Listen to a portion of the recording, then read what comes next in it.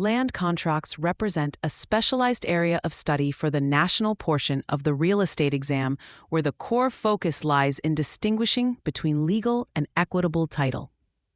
This concept often appears under several aliases, such as installment sales contracts or contracts for deed, and it remains a favorite for test writers because the specific terminology often confuses candidates who are used to traditional mortgage scenarios. The most important relationship to master for your test is the one between the vendor and the vendee. On your exam, the vendor is the seller and the vendee is the buyer.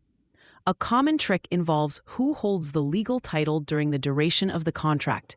In a land contract, the vendor retains the legal title, which means they remain the official owner of record in the public archives throughout the entire term of the agreement. The vendee receives what is known as equitable title. Equitable title is not full ownership, but rather a financial interest that gives the vendee the right to receive the legal title once the contract terms are fully met. This means if you see a question asking when the deed is actually delivered, the answer is only after the final payment is made to the seller. Many students get tripped up thinking that because the buyer moves into the house and takes possession, they must have legal title, but that is not the case in an installment setup. The vendee has the right of possession and the right to eventually own the property, but the legal title stays with the vendor as security. This is a form of seller financing, where the seller effectively acts as the lender. If the exam asks about the consequences of a buyer default, you need to be familiar with the term forfeiture.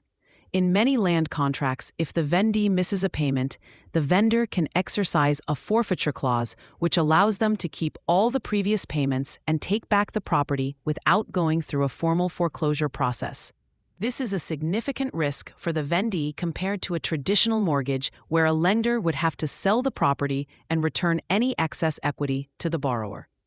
To remember the parties, try the mnemonic that vendor ends in O, like owner of record, and vendee ends in E for equitable entry. You might also see questions regarding who is responsible for taxes and insurance during the contract term. Typically, the vendee in possession pays these costs and maintains the property even though they do not have the deed yet. Another exam trap is confusing a land contract with a lease with an option to buy. In a lease option, the buyer has the choice to buy, but in a land contract, the buyer is legally obligated to complete the purchase through a series of installments. You must understand that equitable title is a present interest that can be sold or assigned by the vendee, unless the contract specifically prohibits it. However, the vendor still holds the legal title as a shield to ensure they are paid in full. If a question asks about the primary disadvantage for a buyer under this arrangement, the answer usually highlights the lack of immediate legal title and the risk of losing all equity if a single payment is missed. On the flip side, the vendor faces the risk that if the buyer defaults and refuses to move, it could create a cloud on the title that requires legal action to clear. The vendor must also be careful if they still have an existing mortgage on the property, because a land contract might trigger a due-on-sale clause. When you are looking at these questions, always focus on the timing of the deed transfer. The deed is the instrument of conveyance for legal title, and in these specific contracts, that conveyance is delayed until the very end. The vendor remains the legal owner, while the vendee is the equitable owner with the right of possession. Master these definitions, and you will easily navigate any questions about installment sales on the national exam. The national portion of the exam loves to test these technicalities because they highlight the difference between possession and legal ownership.